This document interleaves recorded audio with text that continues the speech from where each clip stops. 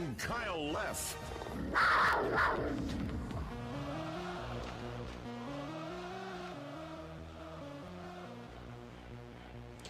Welcome to the final game of the 2025 regular season. I'm Thomas Frank Carr. We are here to discuss the Nittany Lions and their bid for the postseason. Whether or not they play in it, they are going to try and play in it. So that's what we're starting with today. Terry Smith has gotten this team back onto level footing, and that has been the thing I've learned over the last 3 weeks. I'm going to start with something just briefly off the top that I think is important for today's show and important for the conversation about this team of setting the scene each game. What does this game mean?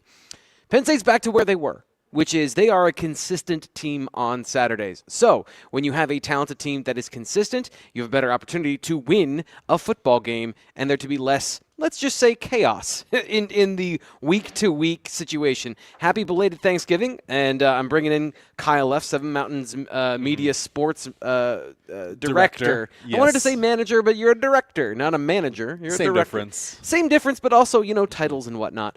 So, Kyle, get us, first off, I think we need to talk about where we are today, which is the Legends Pub.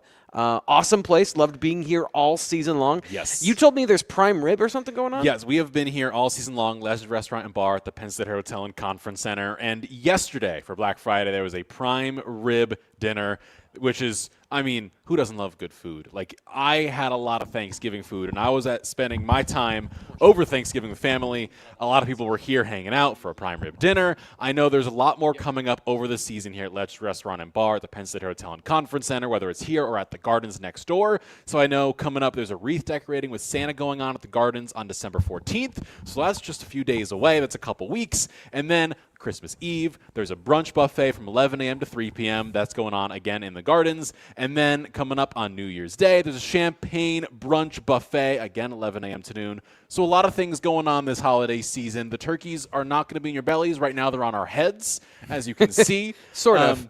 Did a terrible job with the shot. You gotta hang out down here. We have to have terrible posture. There we go. There we go. Also, I went with the tag. Yeah, you went with the tag side, that's which not is a decision. That blows me away. Okay, so you gotta Legs got to go straight. There you go. Yeah. Just Okay. So that. don't put the tag in the back, because I have this with one of my favorite stocking caps. Is put the tag in the back, because if you don't, it gets confusing as to what's the front. Because you put if I put the tag in the back, there's the logo's on the side of the hat, and that looks weird. It's not even like at a jaunty angle; it's just a terrible angle. So tag placement's really important, and I feel like that's been lost in headwear. It has been. You know what's not been lost in headwear is the fact that we are wearing turkeys. Yeah. Number one. It is still Thanksgiving season. It is still November. If it was December, we would have Christmas hats on, but not just yet. We're giving ourselves the day. But we are here, of course, as mentioned, at Let's Restaurant and Bar, Penn State Hotel and Conference Center on 99.5, 107.5 The Bus, Bigfoot Country Legends, 103.7, 104.3, streaming live on the Blue White Illustrated YouTube channel on the Penn State Tailgate Show, driven by Blaze Alexander Family Dealerships. T. Frank, what are people saying in the chat? Are they hating on the hats? I need to know. They don't care. They're just talking about apparently Jay Programmer says Josh Heupel is the next head coach for Penn State. That's not anything I have heard. So, and I've got some pretty good sources. I'm not saying I'm the source or I have the sources directly. It's me. Yeah, but we're pretty locked in over at BlueWhiteIllustrated.com. I haven't heard Josh Heupel specifically, and that would be here's what. Throw your preferred candidate in the chat. How about that? And we'll talk about that throughout the show, because obviously that's the thing looming over the Nittany Lions this year.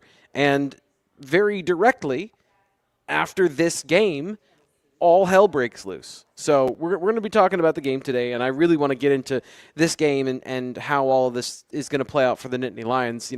We have to have at least 30 minutes today of X's and O's talk. Can we do that? Can you promise me we can talk about that, guys? We will. That we're not just going to directly go to just hot takes on who the next head coach is, because that's it. All we have are the 60 minutes between the lines, and then the pre and the post game.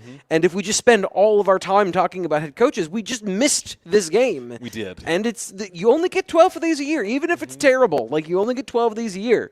So if you wouldn't mind, I would want to talk about that later. But we can talk about this throughout the show, because it is something that's looming now that the season is going to be over by 6:30 today. Let's get through the non-Penn State side of coaching first, because it's all kind of part of the same picture, which is the coaching carousel is crazy right now. Yep. The first hire that's gone on, the first big one, I think, Oklahoma State hired Eric Morris from North Texas. They went 11-1 and are in the AAC championship game, first time in program history. They beat Temple yesterday? Beat Temple yesterday. Yeah. They're going to the AAC championship. They are 11-1. Drew Mestemaker, redshirt freshman quarterback, torched it for them. So Eric Morris for going to Oklahoma State. Tavita Pritchard was hired by Stanford. He was the Commanders' quarterbacks coach, so he was coaching Jaden Daniels.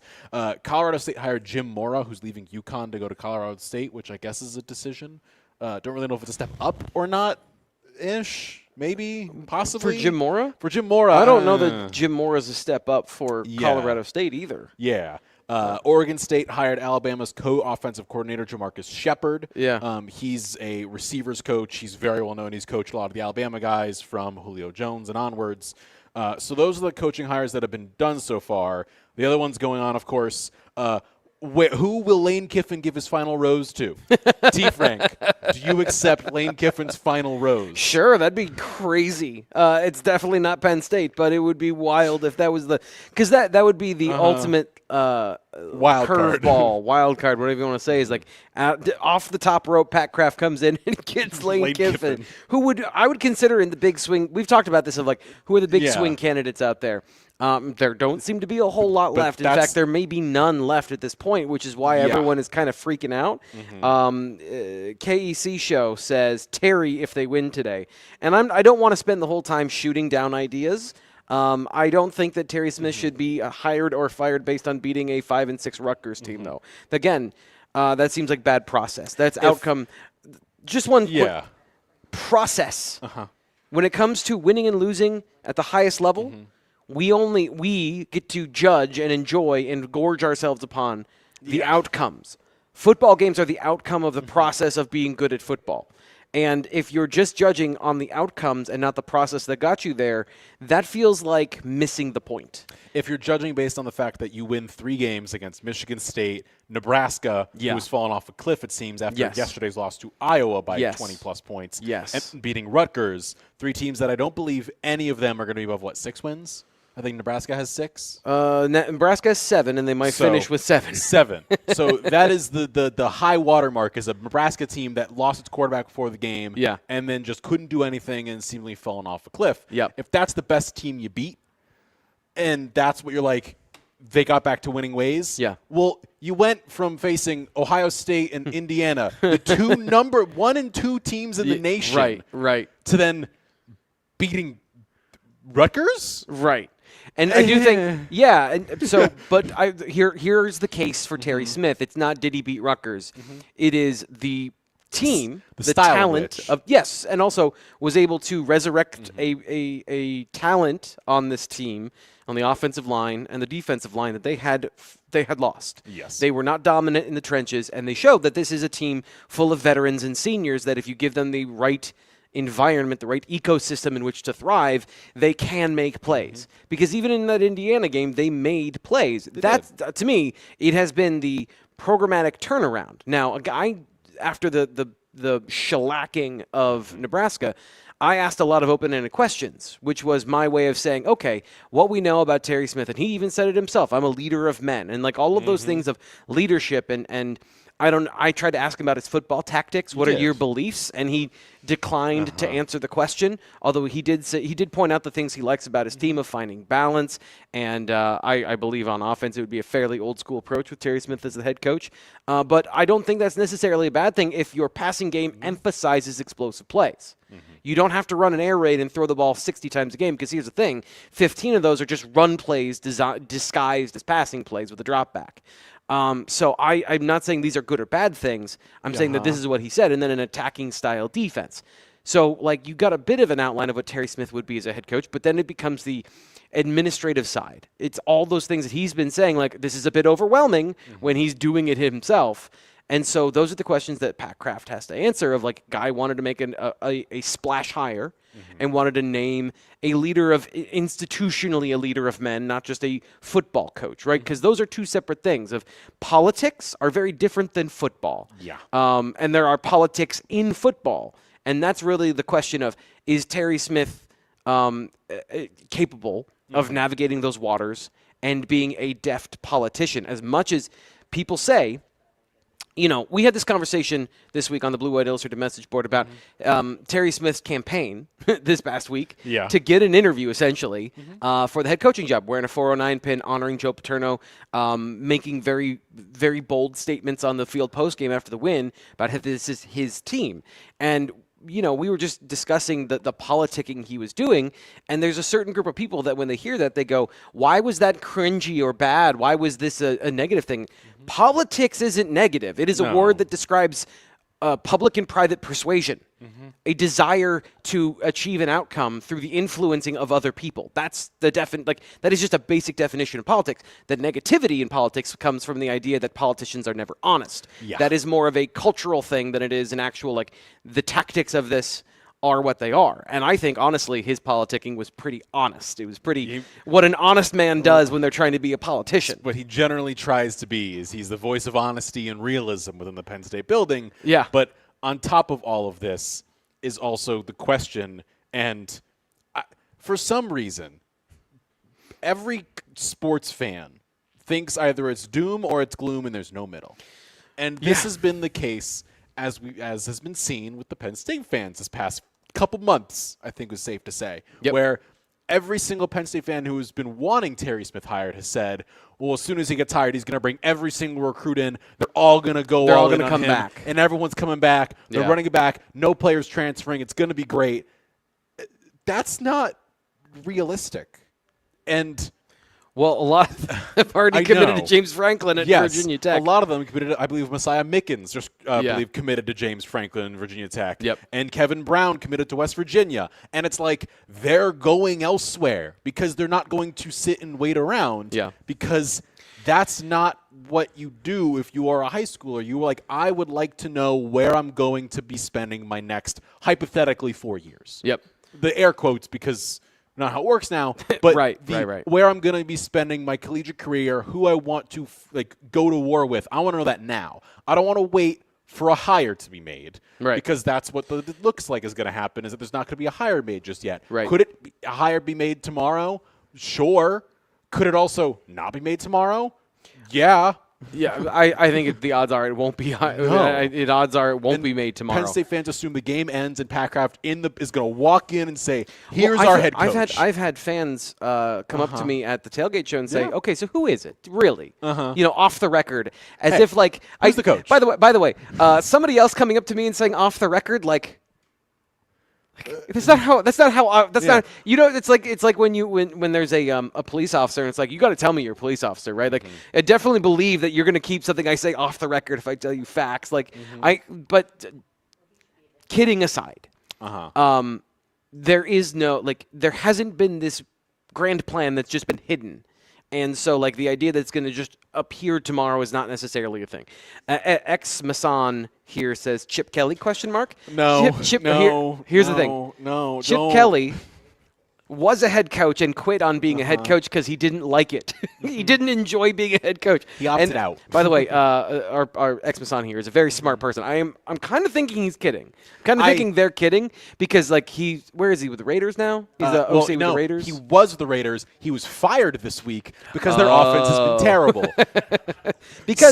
That's why I'm saying no. It turns out that if you have the Ohio State Buckeye coordinator schedule and you have the Ohio State Buckeye players, it is easier to be an offensive coordinator. You know what's crazy? If you have the Oregon offenses of the 2010s with like Marcus Mariota, and you've got all of these guys Michael James, and all the running backs and receivers who could fly around, and you win games, it's easy to do that. And who would have thought? If you have like Jeremiah Smith, Emeka Egbuka, Carnell Tate, like Quinshawn Judkins, Trayvon Henderson, who would have thought, T. Frank, it's really easy to win games when you have so much overwhelming talent? Who would have thought? But then as soon as you get to the Raiders, where Trey Tucker's your wide receiver one and not Jeremiah Smith, who Jeremiah Smith is the best receiver in college football, but Trey Tucker's like 30th in the NFL, just off the top of my dome. Yeah. Who would have thought it's more difficult to win games? Stephen Light loves the turkey hats, by the way, one of our regulars here. He loves the turkey hats. Stephen, I love you. So this is also something, and again, I think this is a great conversation point. This is a good thing to talk about where I'm seeing this a lot. So we're back with Keck Show, who says, I don't know how to say some of these names. I apologize. I don't know if that is some sort of slur that I just said on air, so I don't know. Anyway, he says, I think Terry would be a 2-year hire and then get the big hire. Here's the thing. I've seen that a lot of give Terry a 2-year contract, which is basically giving him a vote of no confidence. Yes. We whiffed. If you're saying we're hiring Terry Smith, just to understand how this works, the reason you see 7-year contract is because if you're going into the young man's house and saying, I'm going to coach you through your coaching career or through your playing career, that's 5 years minimum. So a 6th year says, I'm going to be here for you no matter what. They've invested in me. And the way these work is they're 4-year deals with 2 years of negotiating room, opt-out. So really a 6-year is a 4-year. And when you say that it's a 2-year, that is a 0-year contract. So I think we need to – Terry Smith is the candidate or he is not the candidate. There is no let's trial balloon this because you are giving him a vote of no confidence to say a 2-year hire, which we're going to then pour resources into a 2-year hire while we then immediately start this coaching search again. What it says is you missed this year and it's embarrassing and you're going to try again later. And there's nobody that's going to want to invest into that program. There's no player. There's no donor. No recruits, no donors, no recruits. No nothing. It makes no sense to do that. And so at that point, hire mercenaries or do the 1-year transfer portals, get everyone in. The problem is that is not sustainable because if you're a player, you're only coming in for 1 year. There's no building blocks for a program where you look at this Penn State team now, they're built on guys who have been here forever. And that's how it works. And also, that 2-year contract is saying, well, in 2 years, we're going to hire someone who's great. Who's going to be there in 2 years? That's a really good question. You could be trying to decide between Lane Kiffin and 89-year-old Nick Saban still because we don't know who's going to be there in 2 years. Spoilers, we can't figure out the future. Could there be some hotshot candidate who went to Penn State who is all of a sudden now the greatest thing since sliced bread? There's a chance. But also, there's a chance, yet again, no one's there. And then what do you do? Give Terry Smith 2 more years on top of it and then just extend it out? Then you've wasted 4 years. It's just there is, I guess that's the challenge of the situation for Penn State fans is they want Terry Smith emotionally. But I think there's even then, there's a lot of smart people who have those emotions that think, okay, well, maybe I don't want to commit to this long term with the buyout and all those things. And so that's the problem is you've got to be, if you want Terry Smith, you want Terry Smith. If you want Brian Hartline, you want Brian Hart. There has to be a decision made. And I think that's the thing is that you make a gamble, don't make a gamble. I don't necessarily know how to couch that in the sense of a good gamble versus a bad gamble. But all of this in a certain sense is there is not this. Penn State went out there to find a coach that did not have any gamble in the profile of acting head coach, success building a program, playoffs if that's even preferable but maybe not necessary, dynamic in the portal, great recruiter. They wanted everything on the list that was James Franklin plus win big games and be willing to adapt to the NIL era, meaning being more aggressive at having a disparity in the locker room of who's paid what. And they haven't been able to convince anybody to do that yet, to make the decision or at least entertain them long enough that it got to the offseason. Everyone else leveraged that for their own spot to then become. And I'm curious of this particular thing, and this is, I guess, my last thought on the coaching search, which, again, 30 minutes of – we're getting to our 30 minutes of talking about the football game coming up later. But in this situation, I look at this 2 ways, and I want to get your thought on this. Okay. Is this a wake-up call for Penn State fans that the brand of Penn State is not what you think it is because it did not just attract the best candidates because of the logo and the history and the pomp and circumstance, which I'm going to say here, and I don't care how you feel about it, James Franklin added to that in a positive way. Okay. That didn't happen. So is that a wake-up call that NIL is a real thing Uh-huh. and it's necessary, or is it something else? I think it is a wake-up call of NIL, and that everybody, when NIL has become a thing, has said, well, look at the SEC. The SEC all of a sudden isn't winning all these games anymore because everyone else can pay it. But the same can be said for Penn State, where, look at this. The program and the brand was so great, and you were paying the same amount as the other schools, but you all of a sudden had this leverage point. But now everybody is paying the same. And so it's across the board equal, and players at that point just want to go where they're going to get paid the most for the most part. Well, all And these things being equal, yes, right? So, like, all these things equal, right? How much does program history play? It plays a factor if you're a player who, let's say, has someone who went to Penn State in their family or is from Pennsylvania. It may play a factor. Yeah. But if you are from Connecticut or Florida or California, respectfully, you don't care. Yeah. You are going to go to the best position for yourself to win and to play well and to play in a great environment. And if you have a choice, let's say between California and Pennsylvania, the weather in UCLA is pretty nice. Let me give you a direct example Yes. that happened this past year. So Brandon Finney was a 5-star Yes. corner from McDonough High School. Kenny Sanders is a McDonough alum. Penn State has gotten every single good McDonough player, basically, since Curtis Jacobs and even maybe before that. Yeah. There have been so many of these guys that have come through Penn State, gone to the NFL, been successful. They have a track record of not just developing his position and going to the NFL and being good, but also developing that school. Direct, observable relationships.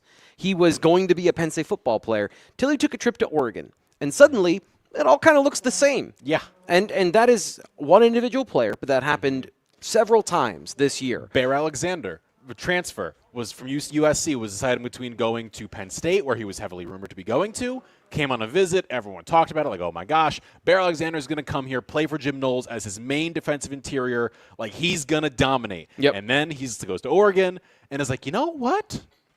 Being next to Nike sounds pretty good. Who would have thought? But there's also some people who are saying, let me go to Piscataway. No one's saying that, sadly. Piscataway right now, the weather in New Jersey, the game day forecast powered by WR Hickey Beer Distributor right now. It's sitting in the low 40s in Happy Valley, and it's sitting in the low 40s as well in Piscataway. That's where it's going to kind of sit game time-wise for Penn State on the road at Rutgers. I drove by there yesterday. It is still sad because it's Piscataway, New Jersey, and I will keep saying that forever and ever and ever. So that's the weather situation right now. We are here live. Kyle F. Thomas Frank Carr on 99.5, 107.5 The Bus. Bigfoot Country Legends, 103.7, 104.3. Streaming live on the Blue White Illustrated YouTube channel. When we get back from a quick break, we're going to stop talking coaching stuff for a little bit. We're going to discuss the actual X's and O's. Yeah, and I want to know. stuff. I want to know what Jim. Yeah. I want to know what Jim and Margaret de Berardinis wants to know because apparently he's sleeping through the first segment. Well, that's probably because he ate too much turkey yesterday. Yeah. And sadly, our turkey's on our heads. Yeah. So we are having a great time. And also, I would like it to be known here on the show that, you know what, T. Frank, we'll get to coaching stuff later. Yeah. We'll get to the actual X's and O's because Penn State has a chance to go to a bowl game today if they win. That's a thing that's happening today. If Penn State or Rutgers wins, they're bowl eligible. So, there's something on the line. Yeah. And we'll tell you what that is as we're going. But right now, we're throwing it to a break with open practice highlights powered by Tri-County Tag Services. I'm Thomas Frank Carr from BlueWhiteIllustrated.com. Subscribe right now for just $1 to get access to our coaching search information, which will take center stage once the Nittany Lions are done with the 2025 regular season. To that end, here is your final practice update of the season. There's been several weeks of consternation from fans about the status of defensive end Chaz Coleman. It's understandable that in the midst of a lost season, some may question the reality of his injury. However, Blue White Illustrated reported for several weeks now that he's truly been out with an injury and not sitting out the rest of the season. Well, on Wednesday, Coleman put the speculation to rest and was at practice. He was described as a game-time decision by Terry Smith afterwards. Other players on the injury report last week, they were back at practice on Wednesday. Freshman running backs, which include Quentin Martin and Corey Smith, along with true freshmen Jabri Coleman and Tyke Hayes, were practicing on Wednesday. The quartet was listed as out on the availability report last week against Nebraska. However, if it weren't clear already, the only two likely to touch the football on Saturday, barring a complete blowout, are Katron Allen and Nick Singleton, who worked separately for most of the open practice. After several weeks of standing and watching emergency quarterback Liam Clifford take snaps during option handoff work, freshman Beckham Kritza was back in the action. He worked on handoffs with the backup running backs this week for the first time since his injury sidelined him earlier in the season. Speaking of receivers, it's been a long, slow climb, but Kobe Howard now appears to be near the top of the receiver room depth chart. While the order in which players go through drills with Ethan Gronkmeyer isn't necessarily indicative of their spot on the depth chart, it is notable that Howard ran his passing route with the team's starting quarterback before senior Kyron Hudson this week. Howard also started against Nebraska. That'll do it for your practice updates. More from the Tailgate Show coming up next.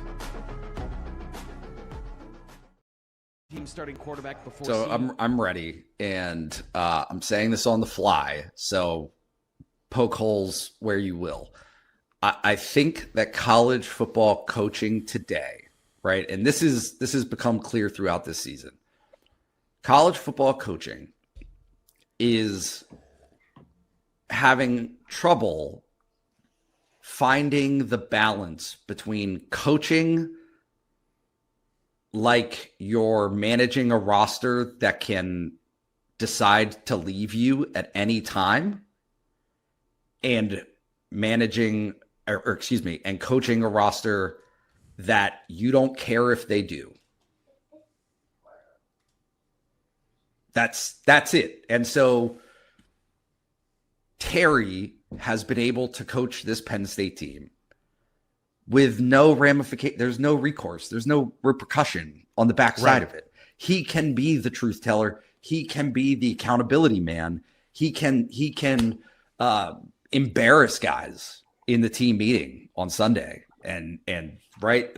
And it's not, I'm not saying it is meant to be an embarrassing thing, but he can do that because what does it matter? Empty the clip, right?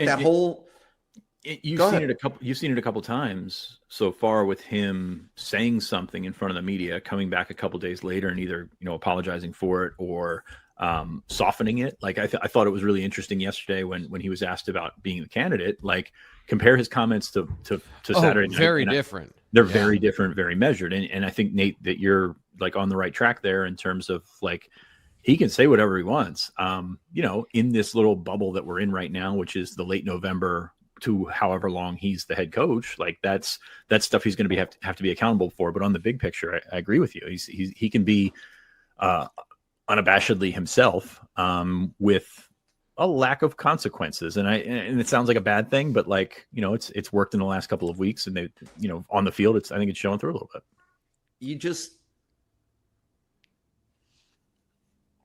If you're the athletic director, if you're the fans, if you're like all of, and I get it.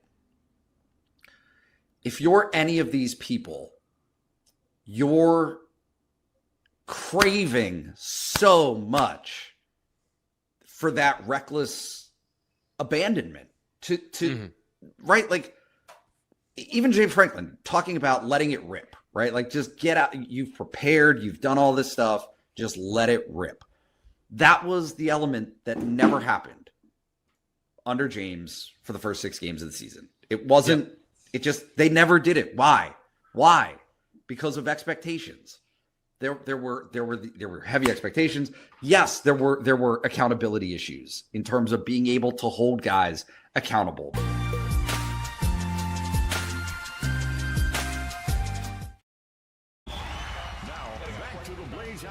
Family Dealerships Tailgate Show. Get the experts' view of today's game. It's the key matchups brought to you by Stalker Chevrolet. We are here live on 99.5, 107.5, The Bus, Bigfoot Country Legends, 103.7, 104.3, streaming live on the Blue White Illustrated YouTube channel. Kyle F., Thomas Frank Carr on the Penn State Tailgate Show, driven by Blaze Alexander Family Dealerships. Blaze Alexander Family Dealerships, serving more than 40 years of service to the community. Blaze Alexander Family of Dealerships, a vehicle to fit your budget and transportation needs. Home of the $1,000 lowest price guarantee with 20 locations throughout Pennsylvania. And now it is time for those key matchups. And no, it is not going to be me and Penn State fans fist fighting because I don't really want to fight. I'm not a fighter. But what is the key matchup is the question here, and the key matchups powered by Stalker Chevrolet. T. Frank, What's the matchup?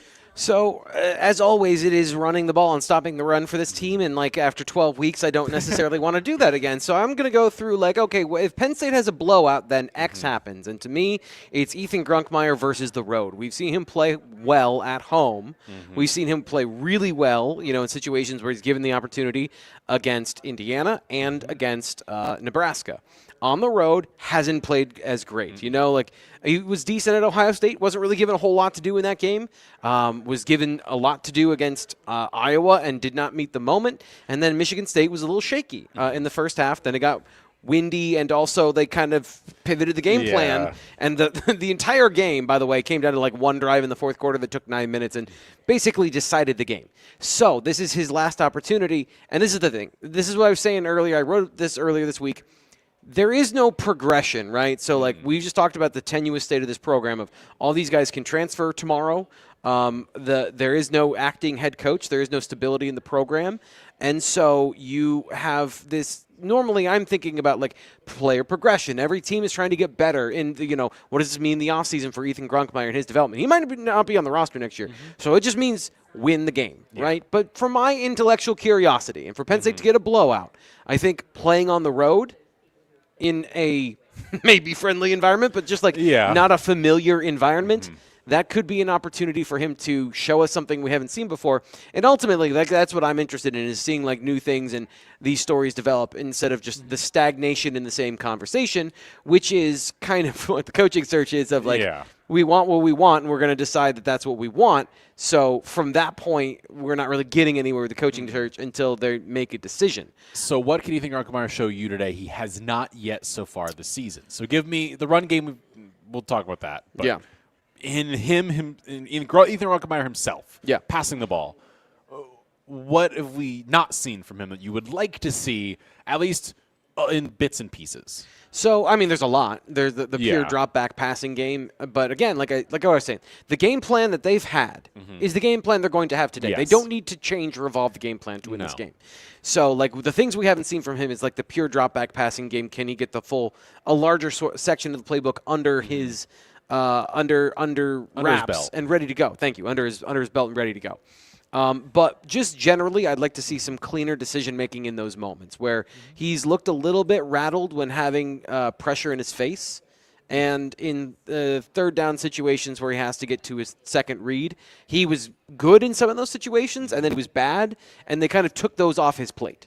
But the more we've seen him, the less he's been able to kind of read out plays and get through the full progression. I don't need him to do that today, but I do think, when he got 85 or 86 of his 180 yards on play action passes and then another 51 on screens that last week, it is good to be efficient. But that's more of a system than a player. Yes, that's the product of the environment more than it is the player and the quarterback elevating the position. And I don't need him to do that today. Like I said, if he just does all those things, but just for the interest of the game and the sake of my curiosity, seeing some of those things, that would be the matchup today of if they blow out Rutgers, that's part of the story, I think, because Rutgers is going to be good, and they're going to take away those play action intermediate shots in terms of the way they're playing the game.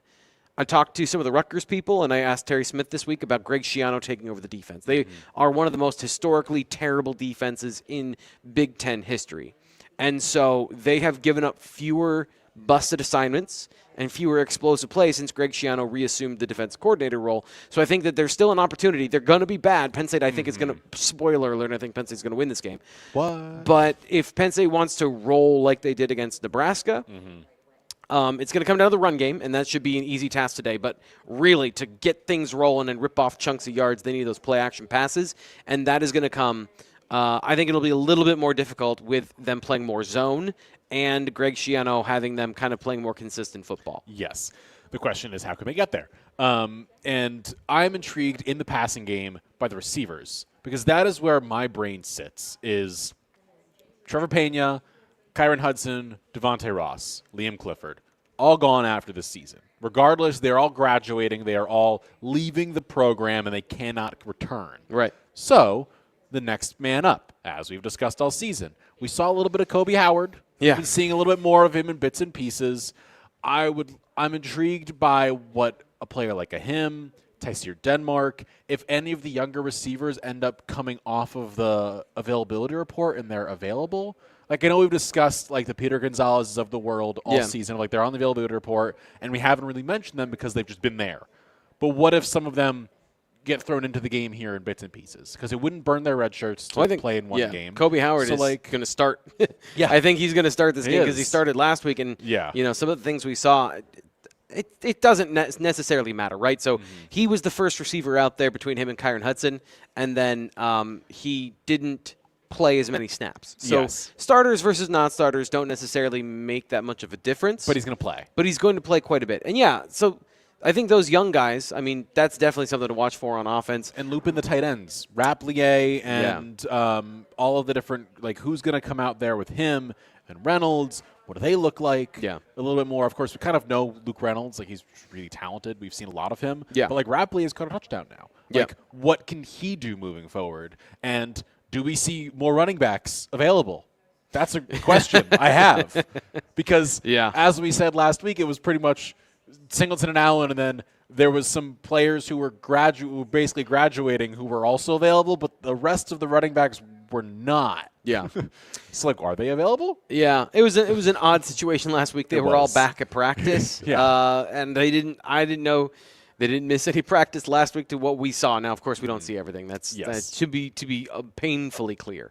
I guess with the offense in general, like Nick Singleton and the conversation about him getting the record, I think that's on the mind of everybody in the locker room for the Penn State offense, and I don't think it's going to be necessarily hard for them to do today. So it's just like this is the problem. I want to talk about the game, but it is a bit of rinse and repeat. And here's the thing. So last week we talked about Nebraska and how bad they were against the run and how they allowed 5.5 yards per carry this year. They were only second worst in the Big Ten. Rutgers' average is almost 7 yards per carry allowed. They've allowed 23%, almost a quarter of the runs of their season. They've allowed explosive runs. So this is a team that if you go, oh no versus hell yeah, in the matchup, that's what Penn State has this week. It's absolutely in Penn State's advantage to run the ball a lot this week, and they should be able to have that success with that, no problem, which then the X's and O's of, like, they're going to run the ball. It's going to be Katron Allen, Nick Singleton. Okay, like, that's the game plan. But then how much can they open up for the other guys? The second part of that question. Yeah. But I'm wondering, are there running backs on this Penn State team that are, like, explosive and, like, could do things and, like, break big runs? And maybe we saw them each break a big play last week, possibly. Yeah. Are there players here? Certainly it's capable. They're capable. Several backs that I think they've got some potential. They might, I don't want to get ahead of myself, but they could be record breakers eventually at Penn State. I do want to ask you about that because we talked a bit about it, and we each predicted that Katron Allen would break the record. I said he'd get 160 yards, and he got 160. So I had one prediction go well this season, and that was the only one, and I'm happy with it. I do want to ask, though, about the idea of Katron Allen and Nick Singleton coexisting for these seasons together. It's not often you see two running backs get top 5 in program history at the same time in rushing yards and top 5 in touchdowns. Like, how difficult is it, especially today's game, where so much of the offense is predicated on a quarterback who's passing the ball, where you see it like, we need the best quarterback, but you had two running backs do this, where Katron's the all-time rusher. Nick Singleton could possibly get up to 4th all-time, and Nick Singleton may have 1st in touchdowns, and Katron could end up being 4th in touchdowns or even 3rd. Like, how difficult is that to happen in a program? Well, it is difficult from a statistical standpoint. And from a health standpoint, that both these guys have gotten banged up for their career, but neither of them missed a season. Like, they've missed stretches of games. I'm of two minds in this particular conversation. One of them is this is normal for football, and it's not as crazy as it was 10, 15 years ago when we thought of the number one back. So, you think 5 years ago, that's normal. And it's kind of, I think the emphasis on Derrick Henry and Saquon Barkley and Jonathan Taylor in the NFL has captured our attention back to we need RB1. But for a decade before that, it was the de-emphasis of the running back, and it was the emphasis of the running back committee. So when these guys joined Penn State, it was a pretty normal thing for that to have happen. And it is pretty normal in all situations in college football outside of having the number one guy. So I think part of it is, and not to be disrespectful of them, but neither of them went to the NFL after 3 years. They're breaking these records because they're here for a fourth year. And secondarily, neither of them are the guy that ever took it from the other one. And now part of that was institutionally. I think they weren't going to do that because there were times where you rode the hot hand and they didn't shy away from that, but there was never anybody in this kind of conversation that was clearly better than the other one. So it is a story of circumstance, but a circumstance that led to two of the most prolific, talented runners staying around for 4 years and breaking these records. So, it's more of a description of the story than it is anything of like the utter domination of the time that they were here, because they were both very successful and they were the heart of the offense for 4 years. Yeah. There's just there's some nuance there that, is part of the story if we're going to be honest about the story. No, it's fair. I am always impressed, and I know, I got asked by somebody, Saquon Barkley and Miles Sanders were here at the same time. And I said, yeah, but the problem was Saquon was number one. Saquon was Saquon, and there was no question. Yes. And to the point of that, it is the same coach and coaching staff that had no problem having 2 5-star running backs on the roster and giving Saquon the ball every single time. Yeah. And building an offense around him. So there is some context to the story of these are two of the very best runners in Penn State history. But if you look at the list and you go, hey, Saquon's time was special. Yes. There is still, I think that there's Allen Robinson at Penn State. His time at Penn State, he was a special receiver. And the numbers are also across generations and eras. And so it is very hard to make sense of those things in comparison. But at the same time, Katron Allen's at the top of the steps of the student bookstore. And nobody's ever going to really question that. Like, he's just, that's where he is. And it is regardless special. And so I am just honored that I got to witness it. Because, we got to literally witness history last week. Yeah. Even though it was slightly ruined by a face mask call and then pulled back, and then he got up 1 yard loss, and then all of it looped into it. It was still really cool and special to witness. Two things about that is probably indicative of what I just described of they got it, and then, hold on, we got to go and do it. Hold on. We got to make sure it's 4 more plays until it happens. Yeah, because then he loses a yard and is slightly hurt on the play where it's called for a face mask and then gets pulled back and then gets a 4-yard dive. Yeah. And then they're like, did he get it? He kind of got it, and then he runs for a touchdown. And it's like, let's celebrate this one. Yeah. But he broke the record to run before. The record-breaking run and the symbolism of it wasn't there and then he just made it happen. Yeah. That was pretty indicative of Katron Allen's career at Penn State. And then, of course, the final run. You want to remember those runs instead of the 4-yard dive up the middle to get him the record. Just what a weird game it was. Penn State against Nebraska. But, of course, we're here this week discussing Penn State versus Rutgers because these two teams are playing in Piscataway today. Yep. We'll discuss the Penn State defense coming on up after a quick break here on 99.5, 107.5 The Bus. Bigfoot Country Legends, 103.7, 104.3. Streaming live on the Blue Eye Illustrated YouTube channel. Kyle F. Thomas Frank Hart, Legends Restaurant and Bar at the Penn State Hotel and Conference Center. On the Penn State Tailgate Show, driven by Blaze Alexander Family Dealerships. Right now, we're heading over to the Coach's Corner. What Terry Smith having to say this week, powered by Happy Valley Adventure Bureau. Speaking of messengers, I do have a... Who has time for press conferences? That's why we've set aside the most important stuff for you. It's Coach's Corner, powered by Happy Valley Adventure Bureau.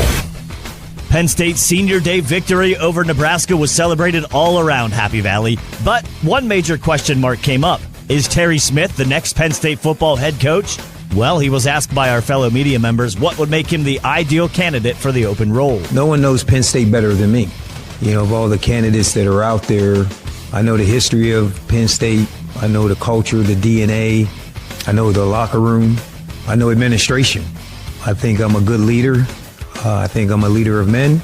And that will take care of itself when the time comes. Katron Allen made history becoming the Penn State all-time leader in rushing yards. Terry Smith, a few years ago, did not know Katron Allen well, but the Thanksgiving holiday is the best time to get to know a brand new stranger. I would see him in the building and like, hey, what's up, fat? They give you one of those, and you don't really speak, you keep it moving.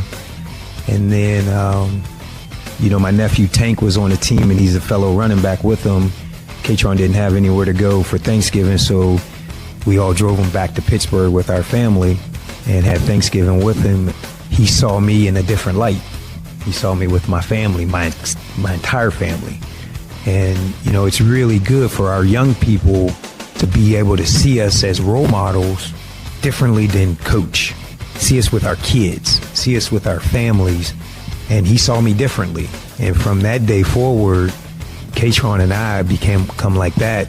And we have a different relationship now. I believe in him. Penn State's offense wasn't only a ground attack. Ethan Grunkemeyer cooked it in the air with only one interception on the day. As Terry Smith would say, Grunk is playing pretty darn well right now. But the question is, why? I thought he played outstanding on Saturday.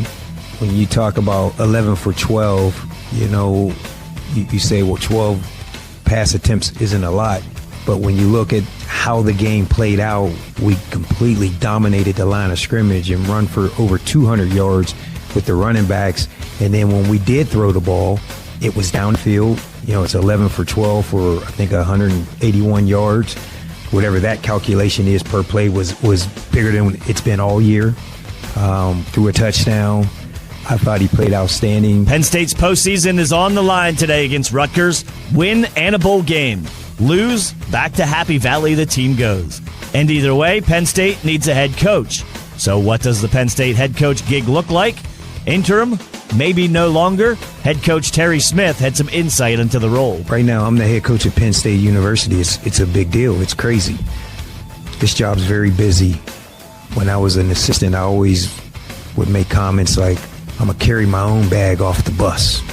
And then next thing I know, I'm in that seat and I'm like, well, heck, I'm not going to my room. I'm going to an interview, so my bag has to disappear somewhere. And there's reasons why things are happening that you just don't know. It's a very, very busy role being a head coach. That's your Coach's Corner. More from the Tailgate Show. Speaking of messengers, I do have a good message to share. Penn State got through its first season of a renovated Beaver Stadium with no issues that I am aware of. So if you go back to July and August BWI live shows or the conversation we had over on the Lions Den message board, there was a fair amount of concern, T. Frank, about these temporary seats and how it was going to all work and would it cause problems and would there be issues. And I'm not saying it was perfect because I don't know. I'm sure there's some anecdotal evidence out there from people that did not enjoy the temporary seating experience. But from what I could tell, it seems like things went off pretty much without a hitch. And because Penn State is not going to host a college football playoff home game, they can get moving on that construction a little bit earlier than expected. So it looks like they will bring a crane into town either this week or early next week for In Production, who put up the temporary bleachers, to take them down so more work can continue on that west side. And it'll continue pretty much straight through until the start of next football season, with some obvious caveats, like they'll obviously have to stop work for when the hockey team plays over there in early 2026. They'll probably find a way to let the football team in there. If the new head coach wants to be in there, they'll probably find a way to let the football team in there for, at least a blue-white game, if not other practices. So I don't think this will be a completely 100% working every single day of the week, every hour of the day kind of a situation, but darn close to it, T. Frank. And, I think that, again, for a $700 million multi-year project to kick off the way it did, certainly things seem to be on the right track, which is all Penn State and its fans can ask for. Yeah, what they got accomplished in less than a year, building the structures to put those temporary bleachers on, I'm not a guy who knows a lot about construction, but that seems pretty impressive. And when we were there on Monday, so Saturday is the final home game. Monday, we're there for Terry Smith's press conference, and I was talking to some people who work in the building, and they already started work on the building as of Monday. So it was mostly like deconstruction from the season, tearing things down, taking out, booths and things like that from concessions. But they are beginning the process of working on the stadium immediately. And so there's not any time wasted. People were wondering about that, and yes, they are already at work on the stadium. There was not a lag of, has anyone thought about this? Just because you and I thought about it doesn't mean that they just thought about it on Sunday. They probably had contingencies of when they were going to start based on how the season went out and adjusted those as it became more clear what was going on. So they got right off to a hot start, and they're working on it pretty much as we speak. You know what I'm looking forward to, T. Frank? Not driving across the frozen tundra of Atherton Street in the middle of December, or was it early January, whenever it was, to watch the press box fall down in the snow. I am not missing the opportunity to do that again this year as opposed to last year. Yeah, that was wild. I can't believe that was almost a year ago at this point. That we were in the middle of last season almost a year ago. Bus Bigfoot Country led Speaking of 4-3 and streaming live on the Blue White Illustrated YouTube channel. Kyle F., Thomas Frank Carr here on the Penn State Tailgate Show, driven by Blaze Alexander Family Dealerships, live at Levis Restaurant and Bar at the Penn State Hotel and Conference Center. We've been hanging out here all season long for these pregame shows. It's been great, by the way. It has been This great. has been one of my favorite places to do the tailgate show. I've done this tailgate show a lot. You have. I've done this for a long time, and this is one of my favorite places to go and watch a game. Like somebody said earlier in the chat, is T. Frank just watching the Ohio State game off in the distance? And like I am doing a little bit of a middle distance there. Like I had 2 days off, so I'm a little rusty on my camera work. But yeah, it's over in the corner, so like we're watching some of the highlights, and it's catching my attention. But this is just a great place to come and watch a game, come and hang out. It is very cozy. The lighting is perfect, And so you should TVs. check it out. From our angles, this way for me and there are 2 TVs. Yeah. There and like around us are TVs. The one above us, it's got technically our heads on it right now. But there's TVs all around us, and usually they're all full of college football games. If Penn State's playing, they're on every single TV. I know we were here for like the first half of the Iowa game, but it was literally packed. Like it was nighttime. People were here. We decided to leave to give people our space to sit. So it's been pretty good. Yeah. And speaking of pretty good, Mr. Thomas Frank Carr, sir, the Penn State defense Been pretty good lately. Pretty good lately. They've kind Yeah. of found their rhythm, found their groove, started in the Indiana game, and it's kind of built to the point where now they're back only giving up 10 points a game, which is what we are accustomed to seeing of a Penn State defense. Against these teams as well. Yeah. Against these teams. So what are we looking at for this Penn State defense against the Rutgers offense? Ethan Kaliakmanis at quarterback. What does he look like? Yeah. And what is Penn State going up against today? So it's funny. Rutgers, the best thing they do, either side of the ball, by the way, is throw the football. Huh? I would have never, I would have never thought. And with a guy like Ethan Kaliakmanis, who I wanted to say his name first because of all the hard names to say, the quarterback names Penn State faced this year, I had that one nailed. I had that one. Well, it's because he's been around for 5 years. But like he's the thing that makes Rutgers interesting this year because their defense. I didn't even mention this. Their passing defense is dreadful. Like they're going to play a little more zone coverage, but they are not a strong passing defense this year. And former Penn Stater Cam Miller playing the slot over there as well, which I thought they would play him on the outside. That made so much more sense for him to be an outside. Anyway, not the point of this. Not now. He is a very good rhythm passer, and I think Kirk Shiraka, former Penn State offensive coordinator for like less than 12 months, has been a good fit there for them. If they had been able to find a defensive coordinator this year, this would have been a tough team to play because they have kind of the same level of talent around Ethan Kaliakmanis. Yeah. Good running back, couple receivers, nothing that from a Duff speed is good.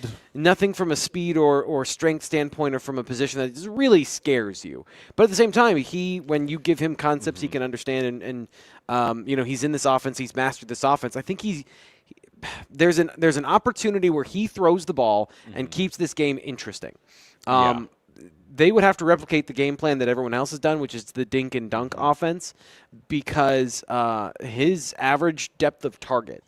This is counterintuitive to what they would have to do from what they've done. Is his average depth of target when he's just in the pocket and clean is 10 yards. Most of the time, it's like 7. Most offenses are 7 to 8. Okay. So that means it's like he's hyper aggressive. You get above 10, that's a hyper aggressive offense where your average throw, if you consider screens as part of those throws as well that are negative yardage. You're trying to get it there. You're trying to get a first down every single throw. Most of his passes, are beyond the sticks. So this is an offense that when they are getting man coverage situations, they're willing to chuck it downfield because he's a really good. Okay. His vertical passes are really impressive, and he's a guy that can put the ball when he's clean and the receiver wins in the right spot. Rutgers' problem is he gives up sacks worse than Alessio Milievich at a worse rate than him, and we saw how that worked out. And when he has to go off his first read, like you deny his first concept, he has 4 interceptions, second most in the Big Ten, and 8 sacks, second most in the Big Ten. So he gives up negative plays, even if he's on time, on rhythm, and confident. He can throw the football and really hurt you. So that's going to be a bit of boom or bust from Rutgers today, because if Penn State and their aggression up front continues and that success continues, then there's not really any way that Rutgers is going to challenge Penn State. But I respect this passing game. And I have not respected a Rutgers passing game ever.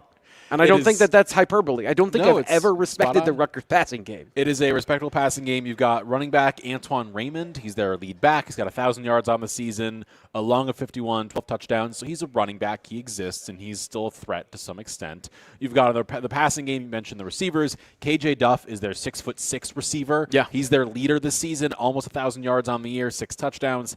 6'6" is tough to defend. Regardless of how talented you are, like 6'6" is tough to defend size. You can't teach that. So he's there. You've got Ian Strong also at receiver for them, who's their second receiver, 720 yards. But to me, this is that is the identity of the offense is kind of jump ball offense. They're big plays when you got guys going down the field. They're slot receiver. They love the slot fade. And Ian Strong is 6'3", so again, big. Like most receivers you see are 6 foot to 6'2" in that range. Yeah. But when you get two guys 6'3" or bigger, it's like, okay, now we got a lot of size. Yeah. And I think that's a good matchup because Penn State has very physical corners. Even if they aren't the biggest guys in the world, I would say that Davian Collins at the catch point is kind of a red flag in his career. I think for him, this is a good opportunity to put some tape where he can combat because that's what you're going to see in this game. And to one of the points here in the chat is deep post in stride with the crossing routes. That's great. They need time to throw it. And I don't think that they're going to have the time to throw it because you look at these, you look at this Rutgers offensive line, and they are physical. They like to hit in the run game. That's how and it's a very Penn State Joe Paterno mold that they got there from Greg Schiano.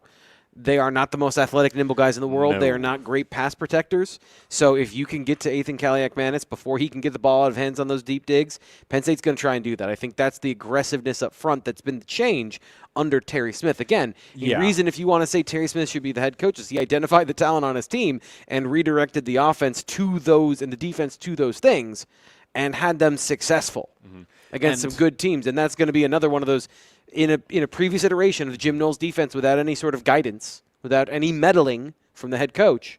You might not have that. This might be a game where Ethan Kaliak-Manis, he has enough time to sit back there and pick apart the defense. Instead, I think that he's going to maybe exit this game in pieces. Like that's an opportunity that happens today as well. Part of it is we talk about confidence, and Penn State played with no confidence for half the season. All of a sudden, Zane Durant in the middle is feeling himself right now. He is playing incredibly well, and on the edge, we've mentioned a lot of players. Of course, tonight Dennis Sutton. The first one you start off with, Zariah Fisher is playing well. I want to shout out Ivan Kamaju. Yeah, did I say his name right? Yeah. Yes. Finally. I'm getting names right now. It's happening. I don't just know the European names. Right. I also know everybody's names. So we're proud of myself in that one. But he's playing incredibly well. Yeah. And you've got him. I don't know if Chaz Coleman's back this week. We'll hopefully find out soon in the availability report. Yeah. Because that should be out soon. If Chaz Coleman's healthy, of course, he is the definition of speed and athleticism, and he will get there faster than like anybody will. Yep. So what better way to get after a quarterback than get there before he can do literally anything? And that is something that I think is emphasized in the way that the defense has changed. So to talk about this defensive front and to get into the details a little bit of the way Penn State has changed some things up front, it's not just that and Terry Smith talked about putting in their Prowler package again, and that is certainly part of it. And I don't want to like dismiss that in terms of okay, it's that, but it's also the down-to-down approach. So we've talked about this defense as being a controlled defense under Jim Knowles and how they have tried to allow the secondary to make plays instead of having the defensive line shoot gaps, get upfield, and maybe create seams in the defense. That's the problem is you can create seams in the defense unless you're really willing to commit bodies to the box, which Jim Knowles wants to commit bodies to the secondary. So these are all the choices you make, right? When you're building a defense, you got to choose what you want to prioritize to defend and never give up. And by never, I mean schematically, you're going to try to never give it up. So they've gone to a more defensive line friendly approach, more to what they've. So the defensive ends, you mentioned Ivan Kamaju being able to. He denied Dennis Sutton. They've been given the green light to attack, where before it was more read your gap or we're going to have you slant into the B gap, so you're taking up 2 blocks. Now, what they did last week against Nebraska is they just met Emmett Johnson in the backfield. So the attacking on certain plays to pin the blockers in the backfield when they're trying to pull, that is a very Manny Diaz scheme instead of meeting them at the edge and hitting them, in your gap and trying to read it and play a bunch of different things all at the same time. Yeah. They've simplified it for the defensive go hunt at defensive end, and I think that has really changed the mentality and the personality of this defense in a meaningful way. They can still pivot between the two approaches, so they can still play ball control. They still do that during drives, but maybe not every drive and not every play. So on first down, they can decide to attack, and suddenly it's 2nd and 11. That's been a huge advantage for them, so that when it gets to 3rd down, it's not 3rd and 3. It's now 3rd and 8. And that's where they really want to be. I think some of the changes, and I give Jim Knowles credit for this, by the way, of being able to, in the moment, be told, you need to do this differently, and then adapting that to call the plays and to design the plays so that they're successful. It took Andy Kotelnicki a little bit longer to do that. Yeah. And so, the ability of Jim Knowles as a coach, as a mind, as a defensive coordinator, this has not gone well. I still think he's a valuable piece for Penn State if they want to keep him for the next coach. We'll see how all of that plays out. Like, it's not set in stone, and it's not a make or break thing. But I just think that, like, our priors about Jim Knowles weren't so far off, right? He is a good defensive coordinator. And you're seeing that even in his thing didn't work year one, but they did find a way to make it work here down the stretch. And again, just last thing is, like, give credit to the defensive tackles for getting better. Now, they're playing worse opponents, but they're taking on double teams better, and they're able to control in the middle better in more of the way that they want to, that style. So it's just everything's working so much better on the defensive line, and everything flows from that in this defense. And even so, against like weaker opponents, you still have to beat them. You still have to go out there and do it, because regardless, these are Big Ten level offensive linemen, running backs, whatever else. You still have to go and do the thing. And I believe it was this past week where Ivan Kamaju got off the edge on Latif on the 1 yard line, and I thought he killed him. Like, I was 80% sure Latif was not okay, because he ducked, thankfully. Yeah. Because Kamaju came over the top and was ready to rip his head off. Yeah. And he just got down to the ground and said, "No, like, I'm not getting close to it." Yeah. So they're all playing well, and if Penn State fans want something to look for the future, that is the thing. Because let's say, for instance, Jim Knowles does stay on as defensive coordinator. Now you can see, okay, you've got him, Chaz Coleman. Yeah. Of course, he didn't play this year. Max Granville. Yep. Like, there is a lot of pieces all over the place, and regardless of what the coaching search looks like, I'm so intrigued by just the talent and the players, because, like, some of them may still stay at Penn State. I've been so doomed on this one of, like, they're all going to leave. Players can still stay. So they could stay. There is a certain point in which the equilibrium becomes, there are so few players here that it's more of an advantage for me to stay because I'm definitely going to play. Yes. So not every player is going to leave, but there will be critical players that do leave in the transfer portal. You're not going to be able to stop that. Even hiring Terry Smith is not going to stop that. Yeah. And that's the reality of what happened when you fired James Franklin, is you pulled out the Jenga piece that's going to make this particular iteration fall over. And you just now have to accept the consequences of that and see how all of that plays out. To me, that is the story of this season, which I know we're going to talk about a little bit later, but it is the upheaval. Like, this is the season of upheaval. And we're going to see what comes out of the ground after that. But it will not be what it has been. And I think that is hard. It's an interesting thing, and we've talked a little bit about Penn State fan mentality, where they want the upside of getting a different coach without the downside of getting rid of what you just had. And this is a transitionary period. People, even if they say they want change, don't like the process of change. But they have definitely gone through change this season, and it's not over.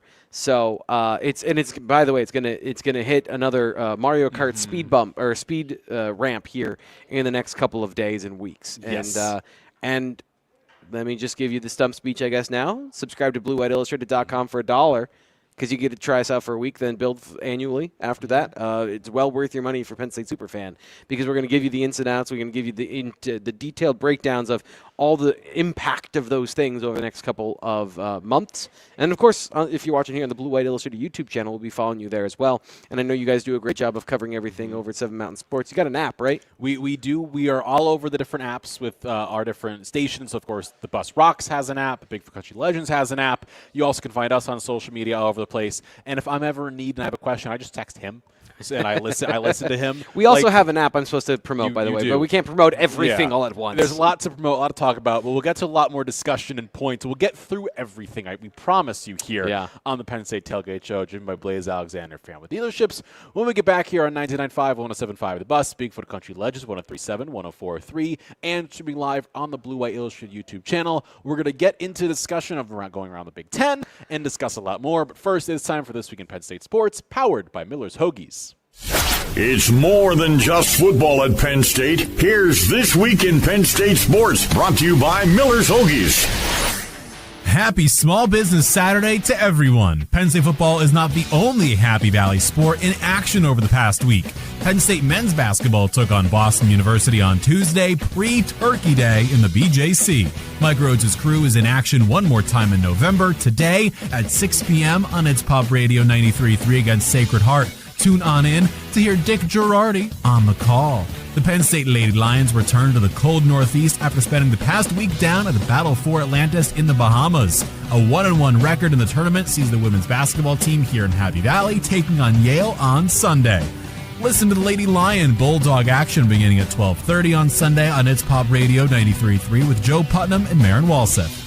Penn State women's volleyball is wrapping up its 2025 season on the road. Katie Schumacher-Cawley & Co. took on the Nebraska Cornhuskers last night in Lincoln. Tonight's finale at 7 p.m. is at the Iowa Hawkeyes to wrap the up and down season up for the defending champs. You may be saying, Kyle, where are the Penn State men's hockey and wrestling matchups? Well, PSU Wrestling is off for the holiday, but is back in action next week. Cale Sanderson's squad are on the road in Philly, taking on the Drexel Dragons December 5th on Friday at 7 p.m. on Wowie Radio. PSU Hockey is off until January 3rd. The next Gavin McKenna sighting will be on January 3rd in Rochester, New York against RIT in the new year. That was This Week in Penn State Sports. Back to the Tailgate Show in a moment. With the transfer portal open from January 2 to 16th, signing day February 4th, how is any coach we hire going to have time to field a competitive team? Fitz, we've talked about these logistics a couple of times, but is there enough time if they hire somebody in December to put all the wheels in motion to make sure you can retain who you want if you can, and then go get guys in the portal and build a recruiting class? Yeah, there's time. I mean, it's going to be a very different team, I think, than you see right now. If things go like I think they're going to go. So number one, you make a hire either, I don't know, starting this weekend to December 10th or something like that. So number one is getting in there, meeting those guys, trying to convince them to stay, trying to put packages together to get guys to stay. I think that's the big thing, is mobilizing everybody, like from craft down, to figure out what your core needs to be for next year and move on from there. The 2026 class is a wash at this point, but I would recommend that you guys check out Jackson Ford's comments to Ryan Snyder this week. It was pretty interesting insight on how everything's working right now. But yeah, I mean, the portal window from January 2nd to 16th, that's going into the portal. So there are going to be a lot of guys that go into the portal, stay at their current school, but also take in their options throughout the spring, because there is no spring portal window. Sort of covering yourself, by doing that. So I'm not saying you can count on that many people like fleshing it out until April, May, whatever it may be. But you're looking at a situation where those guys just have to be in the portal from the 2nd to the 16th and then go on from that. Now, Penn State's whoever the new coach is, going to have to get guys in quickly in the early part of that January window, because you want to sort of build out, right? You want to build out from the middle, see what you can get from whether you're bringing your own players, or you're bringing guys that you've had past relationships with. That makes sense. You're not going to have as strong of a roster as you have right now. I mean, I don't think there's, like, you can't look at this and say that there's any way that you can happen. And number two, a lot of the guys that are leaving, a lot of the starters that won't return weren't coming back anyway. A lot of graduation guys off to the NFL guys. So there was going to be massive turnover regardless. This gives you a little bit of juice to work with in January because you can sell the vision more so than selling what, think about how Penn State has sold receivers in the last couple of windows. It hasn't been, here's what's on tape, you can do this, because it hasn't been that impressive. Right. The new guy can come in, the new guy can say, here's what this is the vision, this is the forecast. So that helps with how Penn State's going to do it. And like I said, it's going to be a process. It's going to be very, very twisty, turny through all that stuff, because it's going to be guys that, Penn State's Penn State fans are used to seeing portals, from last year was USC, and from like-minded schools, from semi same tier schools. I think you're probably going to see a bunch of guys from Ivy League, a bunch of guys from FCS and stuff like that pop up, and you're seeing a ton of those guys right now.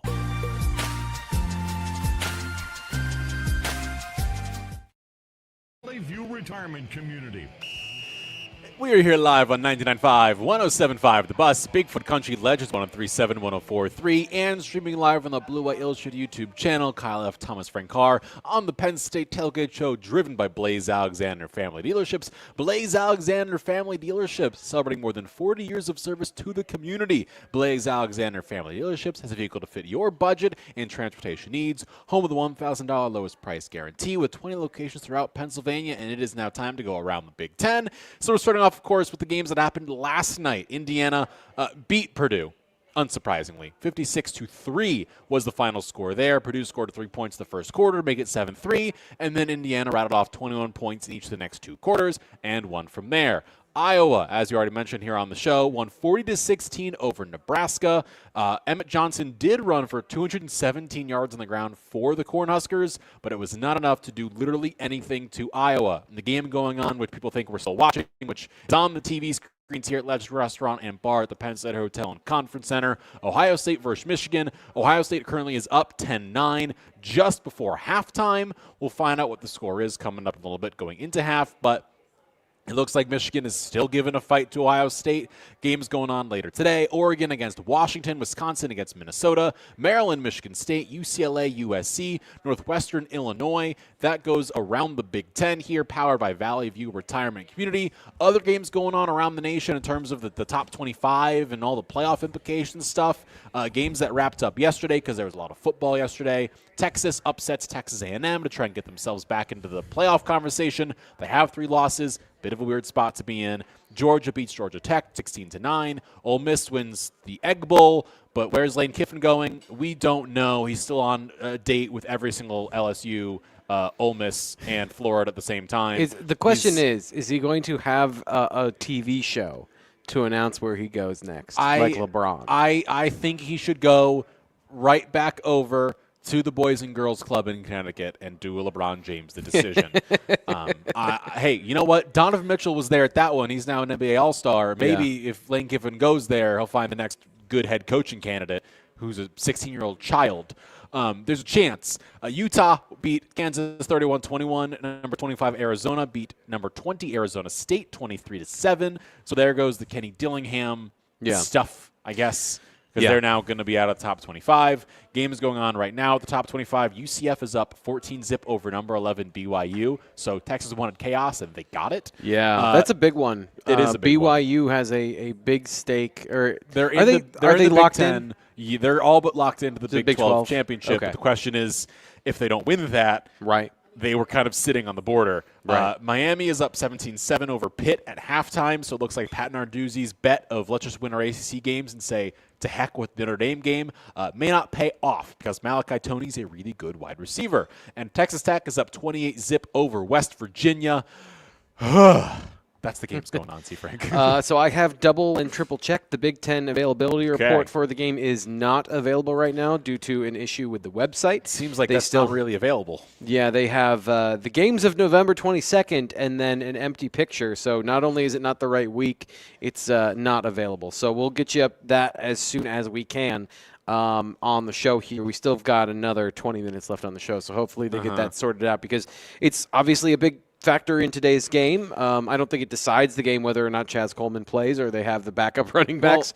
But we've seen guys pop up late on the availability report that don't play, like a Chaz Coleman, who suddenly got hurt on a Thursday or late on a Wednesday or something like that, and then wasn't on the field then later in the week. So we'll keep you up to date on that. I don't know how, but we have the Rutgers availability report at least.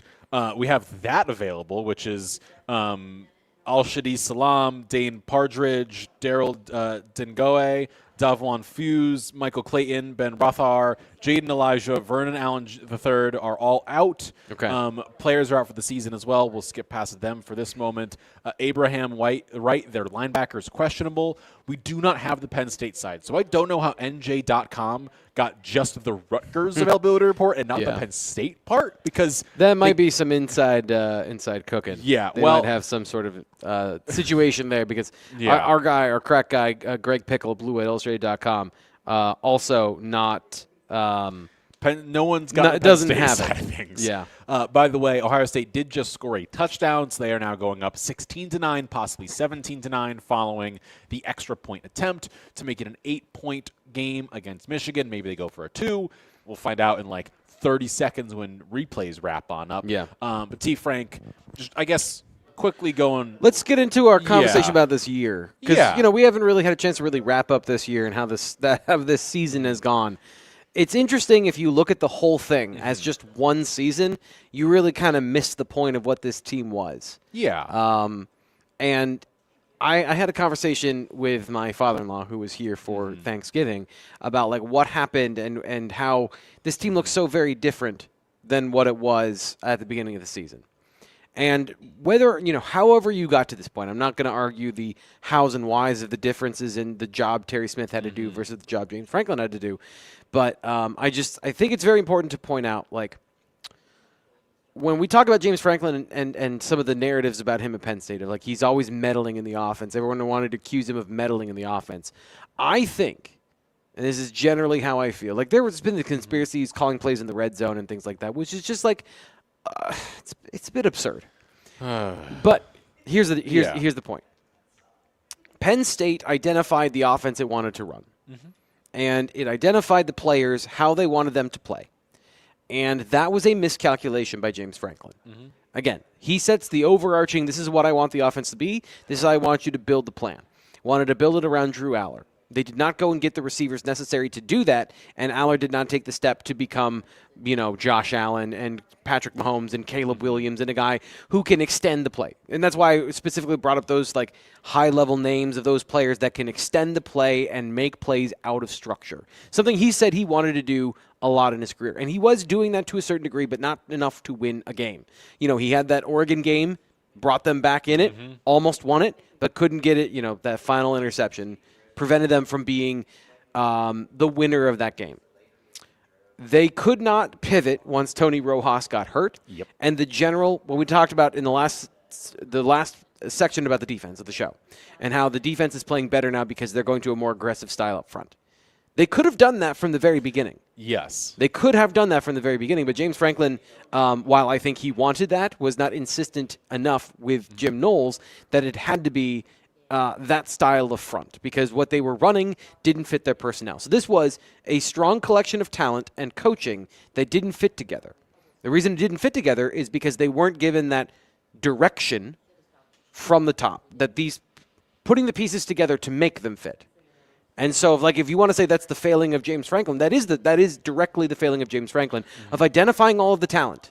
I think Andy Kotelnicki is not a bad offensive coordinator. I don't think he's the worst person that's ever lived. Like, even now, he's designing good plays. Last week, that Katron Allen's his final touchdown of the game, where he went untouched into the end zone, that was entirely Andy Kotelnicki. I'm assuming entirely of Andy Kotelnicki's play design, because he's still the offensive coordinator. He's still running the offense. So, and then on the flip side, to give credit to Terry Smith, he has said he has embraced the narrative of the ultimate truth teller. He's come in and he has dictated that guys have to play harder. He has dictated that there's no excuses, and he's got this team to believe in the mission of making a bowl game and making that their priority, going out and winning these games, that it still matters, that maybe they weren't going to be in the playoff, but they were still going to play their hardest because that's their role, that's their job, that's what they signed up to do here. And in that time has found the identity of the team that it should have been through this year. And so you have two separate seasons, right? The funny thing is, Terry Smith's training camp, for lack of a better word, was Iowa by Ohio State, and that was the 3 weeks he had to get the team in the way. Oh, and halfway through the Indiana game. Halfway through the Indiana game before he finally got his offensive coordinator to run the play action shots that he wanted. So there is this is very much two separate seasons happening all at the same time. And by the way, I don't think that this means James Franklin is a bad coach. I think he made some mistakes here. He had the opportunity to craft a team around his quarterback. I think that's the right decision. But how how they went about doing that with the players and the scheme did not fit together. And I keep bringing this up as the example, but it was jarring to me in the summer when we at BlueWhiteIllustrated.com, Nate Bauer had an interview with Andy Kotelnicki and asked him about some of what he wanted from the offense, and he mentioned that a lot of guys with run after the catch ability get the ball in their hands, elite yak, and then you see Trevor Pena as a jet sweep receiver. I didn't see that personally. I did not see that being a fit. Yeah. Building the offense around Kyron Hudson, I did not see that as a fit, as a guy who had proven to be a number one. He's a physical, big-bodied guy, but he's not a guy that's proven he's going to be a jump ball superstar. He has been inconsistent at that. It was very heavily built on talent, not on talent that fits. And also, like, amazing acrobatic catches, but being wildly inconsistent at the catch point against other. He's had a lot of drops this year. Like, whether it's a drop or a contested catch drop, like they result in not having the football in your hands at the end of the play. And so they have rebalanced the offense in a bunch of different ways and emphasized different things, but they had a good plan that they didn't execute. No, they didn't have a good plan at the beginning of the year. Yeah. If you got the had a plan that very clearly showed itself to not be a great plan. You got the wrong receivers that you're targeting, and you've got the wrong plan of how to get them the ball. That is the wrong plan by default. So never mind. There you go, T-Frank. You got there in the end. And we will discuss the rest of the Penn State season. We'll do a quick wrap-up and give you our predictions for Penn State versus Rutgers coming up here on 99.5, 107.5 The Bus, Bigfoot Country Legends, 103.7, 104.3, and streaming live on the Blue White Illustrated YouTube channel. Have you heard of Wave Fruit Farm? It's this great farm market bakery and cafe. You can shop with them either at their farm in Port Matilda or downtown State College. No way! Yes, Wave Fruit Farm. They have all sorts of seasonal fruits and veggies. Way cool. No, Wave Fruit Farm. But anyway, you should visit their bakery and cafe. They serve amazing food all day. Way. Fruit Farm. I like it, T. Frank. I am going with Penn State 35, Rutgers 10. I just don't see the Scarlet Knights moving the ball enough. Like the one thing I worry about this prediction more than anything, and especially as it relates to my call for the under back during Best Bets, is I worry about the possibility that Rutgers, with the passing offense that it does have and has had some success, can throw the ball down the field late in this game, get some garbage yards, some garbage points, and push this game over the total. But in terms of it actually impacting the closeness of this game, I think Penn State goes in, takes care of business, scores early, scores often, and gets out of Piscataway with bowl eligibility. Yeah, I think that's a realistic place for them to be, for sure. No doubt. All right. Any final thoughts, my friend, as we get ready to wrap up this edition of BWI Live on Thanksgiving Eve? So this is something that was in the chat, and I just want to have this conversation quickly.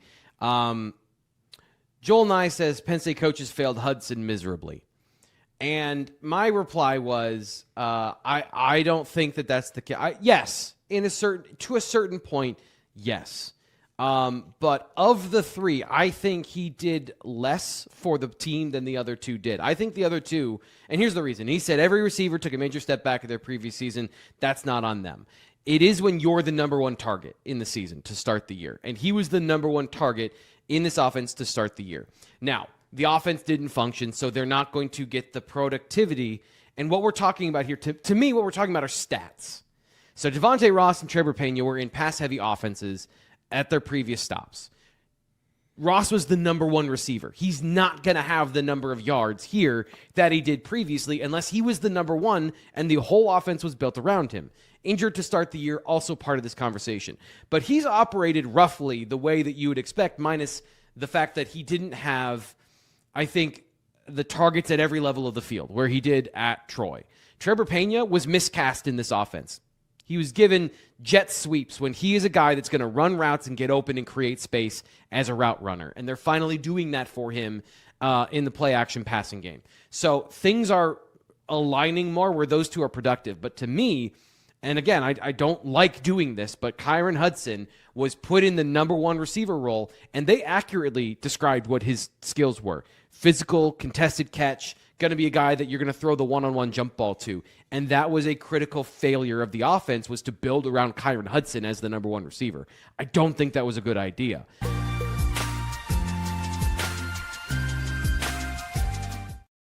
Escape Center. 11 games down, at least one more to go for Penn State. It's Kyle F. Thomas Frank Carr here on 99.5, 107.5 The Bus, Bigfoot Country Legends, 103.7, 104.3, streaming live on the Blue White Illustrated YouTube channel on the Penn State Tailgate Show, driven by Blaze Alexander Family Dealerships, live here at Legends Restaurant and Bar at the Penn State Hotel and Conference Center, where we have been all season long, and we've enjoyed it. It's been incredible. Food smells good. I'm ready to eat lunch after this, which I'm going to be doing because I am hungry. Somebody got the wings again, which I told them, We're don't get the jealous. wings because they're too good smelling and I get distracted in the middle of the show. And we need our fingers to be clean so we can type and do Yeah, stuff man. on our laptops the entire time. So we cannot be eating just yet, but we're going to after the fact.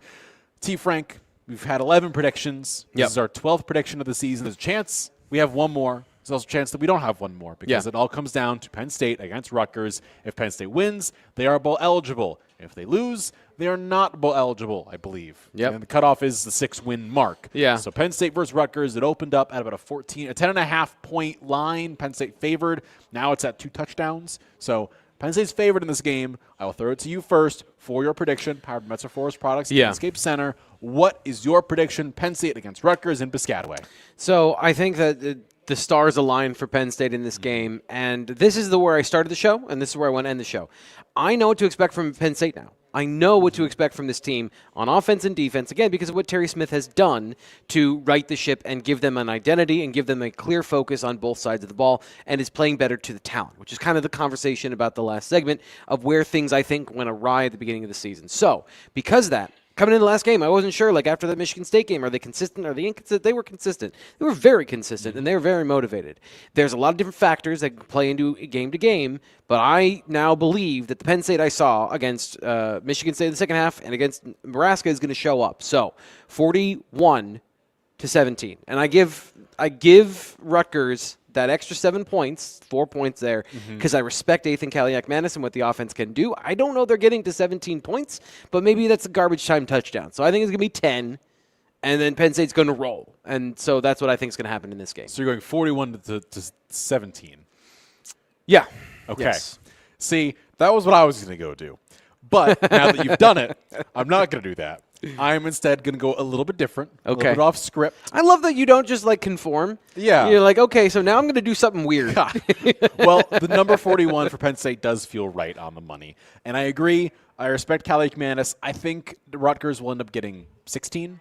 I think they're going to hit a bunch of field goals. Okay. I think 13 to 16 points seems like the range. I think a touchdown, a couple field goals, maybe a third one in there feels right for Rutgers. But Penn State does end up winning this game. It also means good teams win, great teams cover. You cover the spread for Penn State, which just, feels right to wrap up the season. And in a year where it's been weird, we might be back at some point in December. Yeah. It could be. Could be. I mean, there's a lot of things that are at play, right? And so, here's the last thing I want to say, on the whole, are they going to be in the bowl game? Yeah. Are they? I want people to decide for themselves. I think it's reasonable for fans to say, this team's not going to play in a bowl game. Yeah. That's a reasonable, logical, probably the probable approach. Yeah. But we don't get to be surprised by these things of Penn State having this second half run, and now fans want Terry Smith as the head coach. We don't get to be surprised by those things if the probable logic always plays out. And so I think it's valuable for Penn State to play in a bowl game. I don't think they should opt out of playing in a bowl game if they have the opportunity. But if structurally there aren't enough coaches, I get why they couldn't play in a bowl game. But again, if Terry Smith decides I'm going to be the head coach of Penn State for as long as I possibly can, even if that means not going to my next job, maybe somewhere around Blacksburg, as early as possible, maybe he decides he wants to be the head coach of Penn State for one more game, and I'm going to let him decide that. I'm not going to decide that for myself until the things play out. But I think it's fair to question whether the team will go to a bowl game, but let's just not assume 100% locked in they're not going to the bowl game. Let's say Penn State does decide to go to a bowl game, and Penn State does decide to hire their next coach in the coming week, T. Frank. If I want to subscribe, where do I go and do so?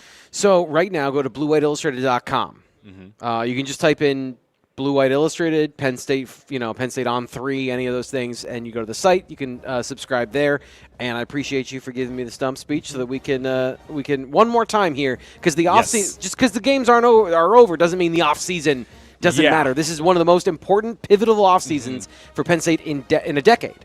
And sadly, myself, Kyle F., and Thomas Ricard are not going to be the next Penn State head coach. Who is? We'll find out, but what matters most, Penn State takes on Rutgers coming up in Piscataway. For Kyle F., for Thomas Frankar, Chris Forshee, Angela, Garrett back in studio helping us on out with the Penn State Tailgate Show driven by Blaze Alexander Family Dealerships on the bus, Bigfoot Country Legends, and the Blue White Ocean YouTube channel. We'll see you next time.